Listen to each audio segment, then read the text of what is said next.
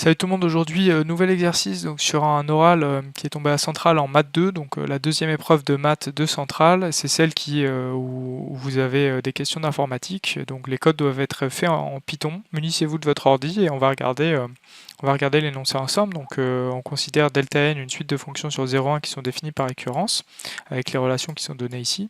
La première question, c'est qu'il faut définir une fonction récursive qui permet de calculer les delta n de x, puis tracer les graphes de delta n. Il faut en déduire des conjectures sur delta n. On considère ensuite S, donc la série des delta n. Il faut montrer que S est défini continu sur 0,1 et tracer son graphe. Ensuite, on considère on fixe alpha un petit paramètre donc sur 0,1 et on considère xn et yn de suite qui sont fonction donc de alpha et de la partie entière.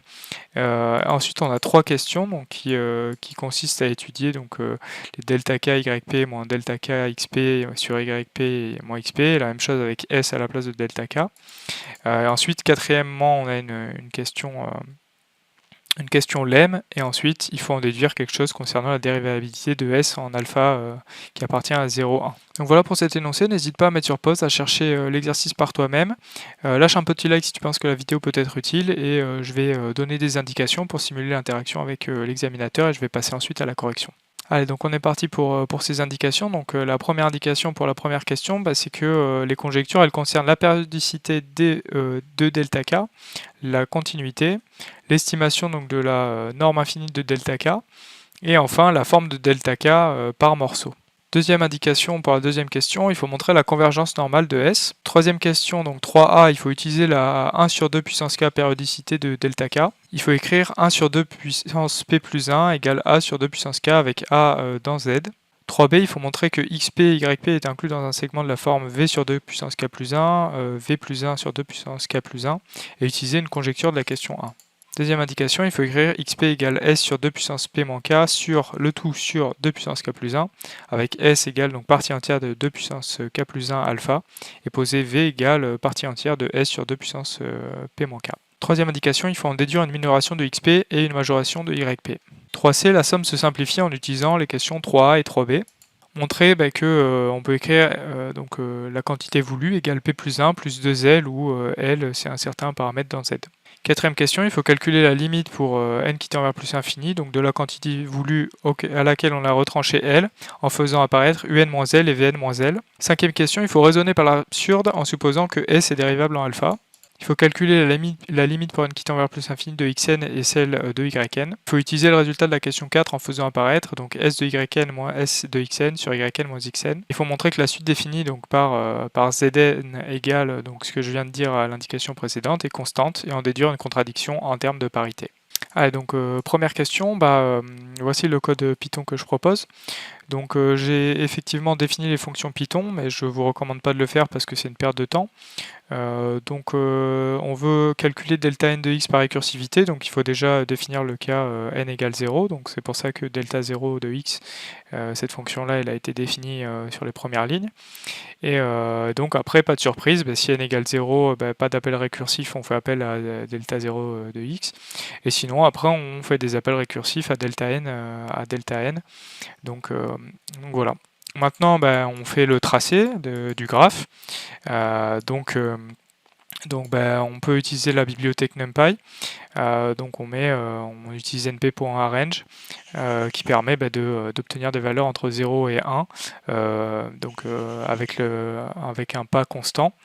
Donc il y a une autre alternative qui est celle que j'ai mise. Donc il faut pas recalculer à chaque tour de boucle. Sinon ce sera maladroit. Ensuite, pour calculer les y, vous pouvez faire delta n de kx for x in x. Donc ça permet de ne pas avoir à refaire une boucle pour remplir les y. Donc voilà, ça c'est une astuce à connaître. Et donc quand on évalue ce code-là, on obtient ce tracé-là. Donc une pyramide à faire rougir les Illuminati. Donc pour n égale 0, on a un seul pic, ensuite on a deux pics, et ainsi de suite. Donc on va en déduire des conjectures assez croustillantes. La première, c'est que delta n elle est continue. Après son sup, On pourrait dire que c'est 1 demi, vu que c'est le sup donc de delta 0, mais plus précisément, ça va être 1 sur 2 puissance n. Comme ça, on l'a en fonction de n, et donc quand on va utiliser des arguments de convergence uniforme, etc., on aura donc une majoration plus astucieuse. C2, donc on a une 1 sur 2 puissance n périodicité, c'est-à-dire que si je prends delta de x plus 1 sur 2 puissance n, ça fait delta n de x. Donc bon, ça c'est vrai pour tout x dans 0, 1, moins 1 sur 2 puissance n. Pourquoi? Parce qu'on ne veut pas sortir de l'intervalle 0, 1. Bon voilà, rien de transcendant. Et enfin, ça c'est peut-être le plus important, le truc à voir, c'est que delta n, elle est affine sur chaque intervalle. Effectivement, soit la pente c'est 1, soit c'est moins 1. Et donc pour le formaliser, elle est affine sur chaque intervalle de la forme s sur 2 puissance n plus 1, s plus 1 sur 2 puissance n plus 1, où s parcourt 0, 2 puissance n plus 1, moins 1. Et sa pente, elle vaut 1 si s est pair, et moins 1 si s est impair. Donc voilà pour ces conjectures et ce tracé de cette première question. Et donc question 2, on considère donc S la somme qui va de 0 à plus infini des delta n. Donc les delta n, elles sont continues sur 0,1, ça c'est une conjecture précédente qui nous le dit. Et on a en particulier que en valeur absolue, delta n de x est inférieur ou égal à 1 sur 2 puissance n. Le membre de droite, c'est une série géométrique de raison 1,5 qui est bien dans moins 1, 1, donc j'aurais dû mettre moins 1, 1 exclu, attention, parce que vous savez que si on prend moins 1 ou 1, on n'a pas convergence, donc attention, moins 1, 1 exclu. Le membre de droite, c'est le terme général d'une série qui est convergente, donc la somme du coup des delta n, elle converge normalement, donc uniformément, et sur 0,1, et donc en particulier, elle converge simplement sur 0,1. Donc S, donc qui est la somme du coup des delta n, elle est définie et continue sur 0,1. Pourquoi elle est définie? Parce qu'elle converge simplement. Et pourquoi est-ce qu'elle est continue? Parce qu'on a convergence normale, donc convergence uniforme, et on a la continuité des delta n, donc voilà. On a gagné sa continuité. Maintenant, on va tracer le graphe de S, ou plus précisément le graphe des sommes partielles pour un grand nombre de termes. On va essayer d'estimer le plus grand nombre de termes possible. Mais attention, plus n est grand, plus on fait des appels récursifs, et donc on risque de faire planter la machine, ce qui est déconseillé. Mieux vaut tester avec des petites valeurs. Ensuite voir ce que ça donne. Donc bon, définir S n de x, c'est pas très difficile. On initialise la somme à 0 et après on fait des tours et on rajoute delta n kx à la somme. Et après, même combat, on prend grand N, on fixe, moi j'ai pris 100, je pense que c'était pas trop long avec 100. Et ensuite, 100 c'est quand même un peu grand, donc commencez avec 10 par exemple, et puis vous augmentez petit à petit. Et après, donc on obtient ce tracé-là, avec un beau tracé. Je vais pas le caractériser parce qu'il m'inspire guère, mais en tout cas, on voit que la fonction est assez particulière. Et voilà, donc on n'utilise pas de conjecture à cette question-là, mais il faut garder en tête ce tracé-là pour déduire notamment le début de la 5e question. Donc on est parti pour la question 3a, donc on considère xp et yp qui sont définis comme suit. Donc yp, on remarque que c'est xp plus 1 sur 2 puissance p plus 1. Donc ça c'est pas mal parce que si 1 sur 2 puissance p plus 1 c'est écrit sous la forme a sur 2 puissance k, eh bien on va pouvoir se ramener à la 2 puissance k périodicité de delta k. Et ça, c'est vrai que si on peut l'écrire a sur 2 puissance k avec a un certain élément dans z. Donc allons-y. On suppose que k est supérieur ou égal à p plus 1. Donc delta k de yp, c'est delta k de xp plus 1 sur 2 puissance p plus 1. 1 sur 2 puissance p plus 1, on aimerait que ce soit écrit sous la forme a sur 2 puissance k, où a est dans n ou dans z, pour se ramener donc à la périodicité de delta k. Donc par une petite analyse synthèse, on multiplie par 2 puissance k, on récupère a égale 2 puissance k sur 2 puissance p plus 1, c'est-à-dire a égale 2 puissance k moins p plus 1. Et comme k est plus grand que p plus 1, eh bien a est dans grand N. 2 puissance k moins p plus 1, c'est dans grand N. Donc c'est gagné. On a delta k de yp qui vaut donc delta k de xp plus 1 sur 2 puissance k, plus etc. Plus 1 sur 2 puissance k. Et on l'a 2 puissance k moins p plus 1 fois qui est dans grand N. Et donc on en déduit par récurrence immédiate de la périodicité de delta k de delta k tout court, pas de yp. eh bien on en déduit que delta k de yp c'est delta k de xp, et donc ça c'est vrai que parce que p est supérieur ou égal à k plus 1, delta k de yp est bien égal à delta k de xp.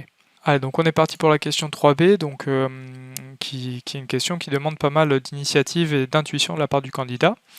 Donc l'idée est la suivante, on s'intéresse à la quantité delta k de yp moins delta k de xp sur yp moins xp. Et qu'est-ce que ça représente? Ça représente la pente de la fonction delta k sur le segment xp yp.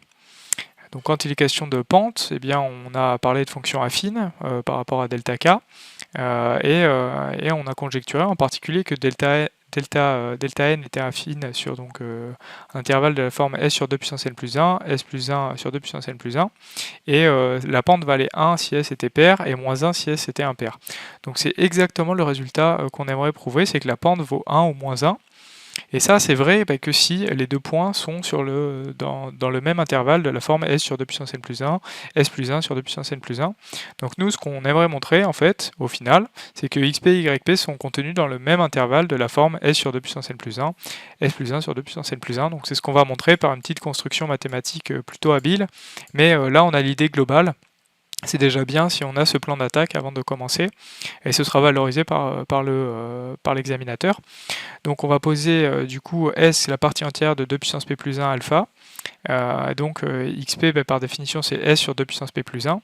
Et on va donc faire apparaître 2 puissance p moins k. Pourquoi on a intérêt de faire ça? Parce que k il est entre 0 et p. On va voir que ça a un certain intérêt. On pose V ensuite la partie entière du numérateur pour obtenir une inégalité sur V. Donc S sur 2 puissance p moins k, il est coincé entre V et V plus 1. Donc par définition de la partie entière.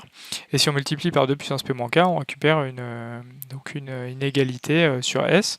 Et vu que toutes ces quantités sont des entiers, vu que p moins k est supérieur ou égal à 0, on peut récupérer une inégalité large en soustrayant moins 1 sur le membre de droite pour transformer l'inégalité en inégalité large. Donc on a cette inégalité là, et on va diviser par 2 puissance p plus 1 pour récupérer donc une estimation de xp, enfin plus exactement une minoration de xp et une majoration de yp. Donc xp il vaut s sur 2 puissance p plus 1, et c'est plus grand du coup que v fois 2 puissance p moins k sur 2 puissance p plus 1. Et ça fait quoi? Ça fait v sur 2 puissance k plus 1, ce qui est exactement l'intervalle, la borne de gauche qu'on aimerait avoir. Donc c'est pas mal. Et yp c'est quoi? C'est du coup s plus 1 sur 2 puissance p plus 1. Donc ça inférieur ou égal à v plus 1 de puissance p moins k sur 2 puissance p plus 1. Et ça fait v plus 1 sur 2 puissance k plus 1. Et comme comme xp est plus grand que 0 et que xp est plus petit que yp, si on fait un dessin, v sur 2 puissance k plus 1 c'est la borne extrême à gauche, la borne extrême à droite c'est v plus 1 sur 2 puissance k plus 1, et vu que xp et yp sont classés dans cet ordre que yp est plus grand que xp, mais yp est plus petit que v plus 1 sur 2 puissance k plus 1 et xp est plus grand que v sur 2 puissance k plus 1, xp et yp il est forcément contenu dans le segment v sur 2 puissance k plus 1, v plus 1 sur 2 puissance k plus 1. Donc bingo, c'est gagné. Donc xp, yp, il est bien inclus dans le segment qu'on veut. Et donc pour les raisons qu'on a évoquées, c'est-à-dire en substance, c'est la conjecture de la première question. Si k est inférieur ou égal à p, la pente du coup de delta k entre yp, donc sur le segment yp et xp, ça appartient à moins 1, 1. On est parti pour la question 2C. Donc on va tout simplement remplacer S de YP et S de XP par leur définition à partir de delta K. Donc on a S de YP, donc moins XP sur YP moins XP, ça fait du coup la somme du coup des pentes delta K de YP moins delta K de XP sur YP moins XP. Or on a vu à la question donc 2B que si K est supérieur ou égal à K plus 1, les delta K de YP et delta K de XP sont égaux. Donc la somme en fait elle s'arrête à P. Et donc question 2b, elle montre aussi que delta k de yp moins delta k de xp sur yp moins xp, ça vaut soit moins 1 soit 1. Donc delta k de yp moins delta k de xp sur yp moins xp, qu'est-ce que ça vaut? Ça vaut 1 moins 2 rk, avec rk donc dans 0, 0, 1. Et au final, S de YP moins S de XP sur YP moins XP, c'est la somme du coup des 1 moins 2 RK, qui vaut du coup P plus 1 moins 2 somme des RK. Et donc ça montre que la quantité voulue, c'est déjà un entier. Et vu que 2 somme des RK, c'est un entier qui est pair, donc P plus 1 moins 2 somme des RK et P plus 1 ont même parité. Et donc la quantité voulue a la même parité que P plus 1. Allez, donc question 4, on considère UN et Vn deux suites convergentes vers L, un certain réel, et lambda n une suite à valeur dans 0, 1. Donc l'idée pour montrer que lambda UN plus 1 moins lambda n Vn tend vers L, c'est de montrer que ça moins la différence, enfin moins L, ça tend vers 0. Donc pour ça, on va essayer de faire apparaître UN moins L et Vn moins L, et ces quantités tendent vers 0, donc on va pouvoir peut-être faire quelque chose. On peut vérifier effectivement que lambda n, donc un moins l plus 1 moins lambda n vn moins l, ça vaut effectivement lambda un plus 1 moins lambda n vn moins l. Et donc maintenant qu'on a ça, il suffit juste de faire tendre n vers plus l'infini pour récupérer que le membre de droite tend vers 0, donc le membre de gauche tend vers 0, et donc lambda n un plus 1 moins lambda n vn tend vers l. Et donc pourquoi c'est vrai? Parce que lambda n elle est bornée, donc à valeur dans 0,1, donc lambda n fois un moins l, ça va tendre pour n qui tend vers plus infini vers 0, et donc le membre de droite tend bien vers 0, et donc le membre de gauche tend vers 0, et donc on en déduit le résultat que l'on voulait. Allez, donc concluons ce problème. Donc l'idée est la suivante, on doit montrer que S n'est pas dérivable sur 0,1. Donc pourquoi est-ce qu'on a cette intuition? Premièrement, on a le graphe de S et on voit que la fonction a un comportement assez compliqué. On a l'impression que la pente elle change tout le temps de valeur. Et donc en plus l'énoncé est formulé de telle sorte à ce qu'on puisse penser ça. Donc ça c'est deux éléments qui nous poussent à penser que S n'est pas dérivable sur 0,1. Dans l'énoncé, on a calculé S de YP moins S de XP sur YP moins XP. Donc si on fait tendre YP vers XP, on obtient S' de XP. Donc on peut peut-être obtenir une contradiction. Par ailleurs, XP, c'est la valeur, donc la partie entière de 2 puissance P plus 1 alpha sur 2 puissance P plus 1. Et donc on peut sûrement déduire que XP tend vers alpha, et de même pour YP. Et donc on va partir de ce point-là de raisonnement pour rédiger. Donc supposons que c'est dérivable en alpha, donc la limite pour x qui tend vers alpha de s de x moins s de alpha sur x moins alpha, elle existe, et on note cette limite s' de alpha. Donc ça c'est juste la définition de la dérivée de s. Par définition de la partie entière, 2 puissance n plus 1 alpha, donc cette partie entière là, elle est inférieure ou égale à 2 puissance n plus 1 alpha, qui est strictement inférieure à 2 puissance n plus 1 alpha partie entière plus 1. Donc en divisant par 2 puissance n plus 1, on récupère xn inférieur ou égal à alpha, qui est strictement inférieur à x puissance n plus 1 sur 1 sur 2 puissance n plus 1. Donc si on retranche maintenant xn, on a alpha moins xn est inférieur ou égal à 0, et qui est strictement inférieur à 1 sur 2 puissance n plus 1. Donc là, c'est parfait, on fait tendre n vers plus l'infini. Et donc, vu que le membre de droite, ça converge vers 0, le membre de gauche converge vers 0, la suite alpha moins xn, elle converge, et même, on en connaît sa limite par théorème des gendarmes, c'est xn qui tend vers alpha. De même pour yn, vu que yn c'est xn plus 1 sur 2 puissance n plus 1, il suffit de faire tendre n vers plus l'infini, et c'est gagné. Et maintenant on va poser un égale s de xn moins s de alpha sur xn moins alpha, et vn égale s de yn moins s de alpha sur yn moins alpha. Donc on est parti avec ces suites-là. Donc la composition des limites, qu'est-ce que ça donne? Ça donne que si on fait tendre n vers plus l'infini, la limite de un c'est la limite de vn, et c'est s' de alpha. Donc là on n'est pas trop mal, on a un début de raisonnement, on va essayer d'aboutir à une contradiction. Maintenant, on a calculé les limites de un et les limites de vn, c'était ce qui était naturel à faire au vu de l'énoncé, vu que dans la quatrième question, on suppose que un et vn tendent vers une certaine limite. Maintenant, il va falloir introduire les lambda n qui vont bien. Donc, vu la forme de un, on a envie de multiplier par xn moins alpha, ou son opposé, et du coup de diviser par quelque chose qui nous arrange. On aimerait que lambda n un plus 1 moins lambda vn, ça fasse s de yn moins s de xn sur s de yn moins s de xn. Comme ça on est pas mal arrangé. Donc on aimerait, là je pense ici je me suis trompé, mais on voudrait plutôt S de xn moins S de alpha sur xn moins yn. Donc l'idée c'est la suivante, c'est de poser lambda n égale alpha moins xn sur yn moins xn. Et donc on va vérifier que les lambda n sont bien dans 0, 1. Donc xn il est coincé, enfin alpha est coincé entre xn et yn, donc on a bien 0 inférieur ou égal à alpha moins xn inférieur ou égal à yn moins xn, avec yn moins xn, je rappelle que ça vaut 1 sur 2 puissance n plus 1. Donc ensuite en divisant par yn moins xn, on a bien lambda n qui est coincé dans 0, 1.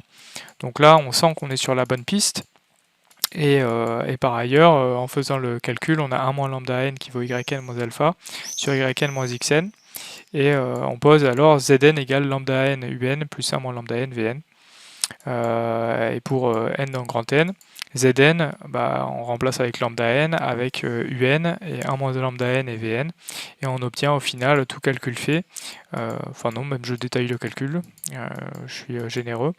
On obtient au final S de yn moins S de xn sur yn moins xn. Donc là on n'est pas trop mal. Donc par la question 4, on a vu que les lambda n sont des éléments de 0, 1, et vu que un et vn tendent vers S' de alpha, par la question 4, on sait que Zn tend vers S' de alpha. On n'a même pas besoin de faire le calcul. Donc voilà. Et Zn, on sait que c'est une suite d'entiers par la question 3c. Donc la suite Zn plus 1 moins Zn, elle converge vers 0. Et donc à partir d'un certain rang, Zn plus 1 moins Zn est inférieur ou égal à 1,5. Et ça, ce n'est possible que si Zn Zn, on a dit c'était des entiers tels que la différence est inférieure ou égale à 1,5, c'est que Zn plus 1 moins Zn c'est 0, et donc la suite Zn elle est constante. Et en particulier, les termes pairs sont égaux aux termes impairs. Et ça nous pose problème. Pourquoi ? Parce qu'on a vu que les Zn, ils avaient même parité que n plus 1. Donc Z2n, pardon, il a même parité que 2n plus 1, donc il a un pair.